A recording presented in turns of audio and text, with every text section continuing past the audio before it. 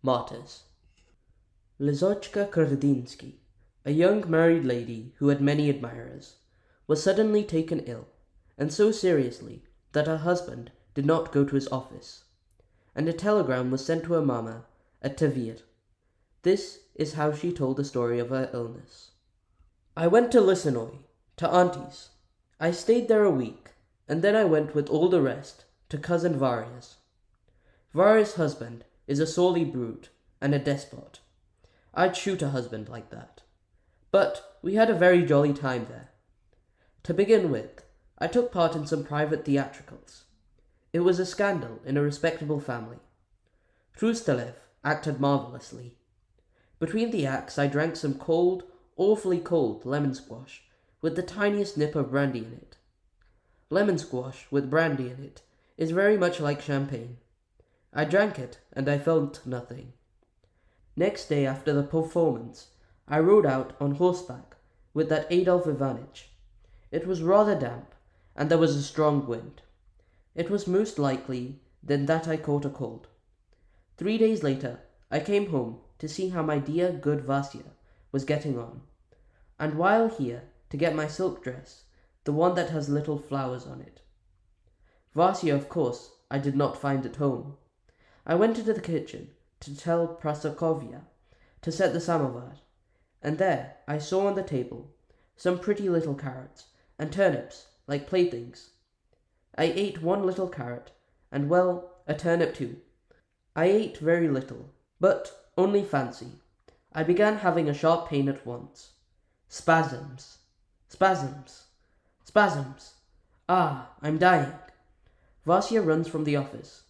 Naturally, he clutches at his hair and turns white. They run for the doctor. Do you understand? I'm dying. The spasms began at midday. Before 3 o'clock, the doctor came.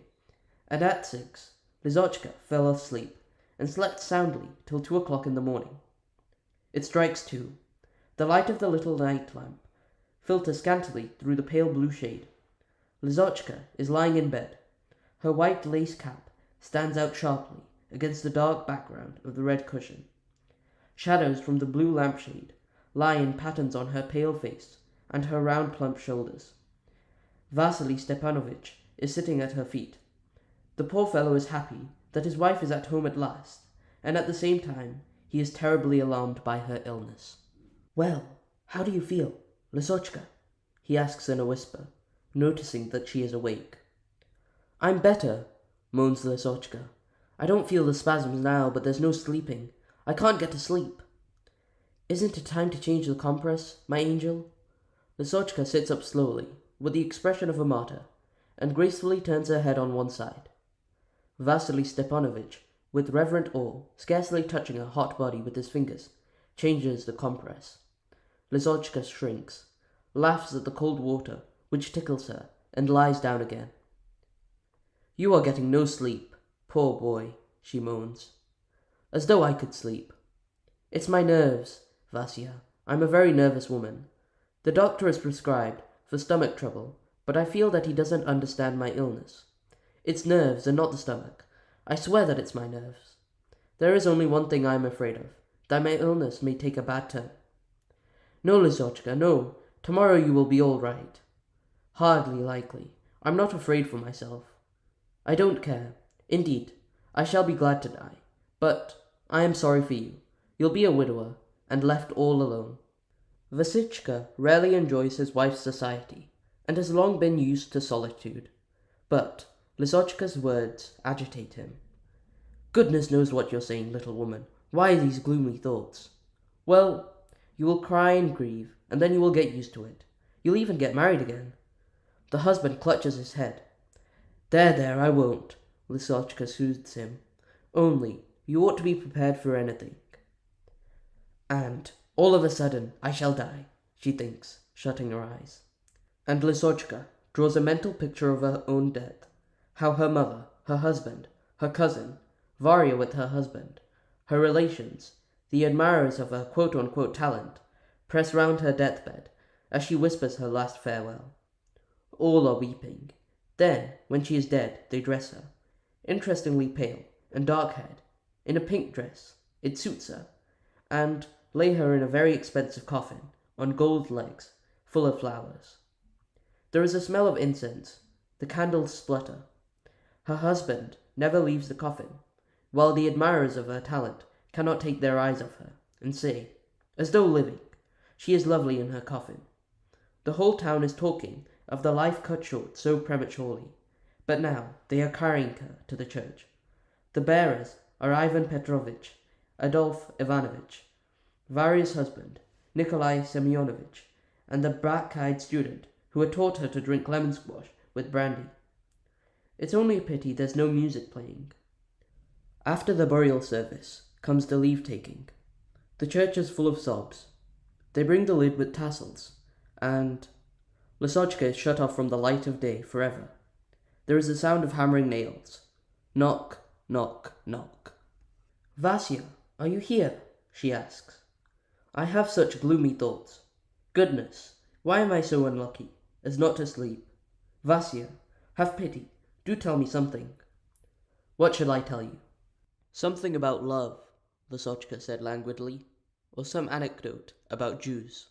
Vasily Stepanovich, ready for anything, if only his wife will be cheerful and not talk about death, combs locks of hair over his ears, makes an absurd face, and goes up to Lysochka. "Does your watch want mending?" he asks.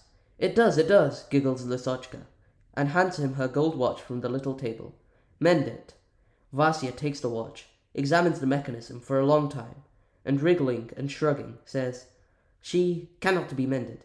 In one wheel 2 cogs are wanting." This is the whole performance. Lysochka laughs and claps her hands. "Capital," she exclaims. "Wonderful. Do you know, Vasya, it's awfully stupid of you not to take part in amateur theatricals. You have a remarkable talent. You are much better than Sisanov. There was an amateur called Sisanov who played with us in It's My Birthday. A first-class comic talent. Only fancy. A nose as thick as a parsnip, green eyes, and he walks like a crane. We all roared. Stay, I will show you how he walks." Lysochka springs out of bed and begins pacing about the floor, barefooted and without her cap. "A very good day to you," she says in a bass, imitating a man's voice. "Anything pretty? Anything new under the moon? Ha ha ha," she laughs. "Ha ha ha," Vasya seconds her, and the young pair, roaring with laughter, forgetting the illness, chase one another about the room.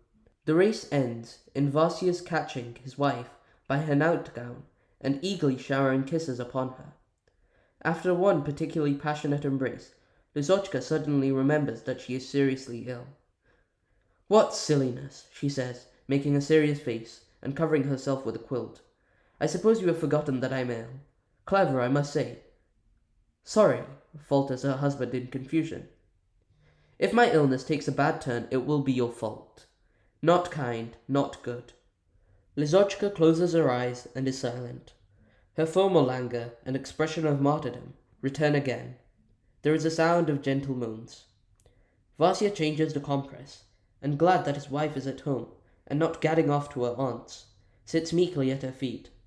He does not sleep all night. At 10 o'clock the doctor comes. "Well, how are we feeling?" he asks, as he takes her pulse. "Have you slept?" "Badly," Lysochka's husband answers for her. "Very badly." The doctor walks away to the window and stares at a passing chimney sweep. "Doctor, may I have coffee today?" asks Lysochka. "You may. And may I get up?" "You might, perhaps, but you'd better lie in bed another day." "She's awfully depressed," Vasya whispers in his ear. "Such gloomy thoughts, such pessimism. I'm dreadfully uneasy about her." The doctor sits down to the little table, and rubbing his forehead, prescribes bromide of potassium for Lysochka, then makes his bow, and promising to look in again in the evening, departs. Vasya does not go to the office, but sits all day at his wife's feet. At midday, the admirers of her talent arrive in a crowd. They are agitated and alarmed. They bring masses of flowers and French novels. Lysochka, in a snow-white cap and a light dressing jacket, lies in bed with an enigmatic look, as though she did not believe in her own recovery. The admirers of her talent see her husband, but readily forgive his presence. They and he are united by one calamity at that bedside. At 6 o'clock in the evening, Lysochka falls asleep, and again sleeps till 2 o'clock in the morning. Vasya, as before, sits at her feet, struggles with drowsiness, changes her compress, plays at being a Jew, and in the morning, after a second night of suffering, Lisa is prinking before the looking-glass and putting on her hat. "Wherever are you going, my dear?" asks Vasya, with an imploring look at her. "What?" says Lysochka in wonder, assuming a sacred expression. "Don't you know that there is a rehearsal today, at Maria Lvovna's?" After escorting her there, Vasya, having nothing to do to while away his boredom, takes his portfolio and goes to the office. His head aches so violently from his sleepless nights that his left eye shuts of itself and refuses to open. "What's the matter with you, my good sir?" his chief asks him. "What is it?" Vasya waves his hand and sits down. "Don't ask me, your excellency," he says with a sigh. "What I have suffered in these 2 days, what I have suffered. Lisa has been ill." "Good heavens!" cried his chief in alarm. "Lizaveta Pavlovna, what's wrong with her?" Vasily Stepanovich merely throws up his hands and raises his eyes to the ceiling, as though he would say, "It's the will of Providence." "Ah, my boy, I can sympathize with you with all my heart," sighs his chief, rolling his eyes. "I've lost my wife, my dear, I understand. That is a loss. It is a loss. It's awful, awful. I hope Lizaveta Pavlovna is better now. What doctor is attending her?" "Von Sterk." "Von Sterk? But you would have been better to have called in Magnus or Semendritsky. But how very pale your face is. You are ill yourself. This is awful." "Yes, your excellency. I haven't slept. What I have suffered, what I have been through. And yet you came. Why you came I can't understand. One can't force oneself like that. One mustn't do oneself harm like that. Go home and stay there till you are well again. Go home, I command you. Zeal is a very fine thing in a young official, but you mustn't forget, as the Romans used to say, mens sana in corpore sano. That is, a healthy brain in a healthy body." Vasya agrees, puts his papers back in his portfolio, and, taking leave of his chief, goes home to bed.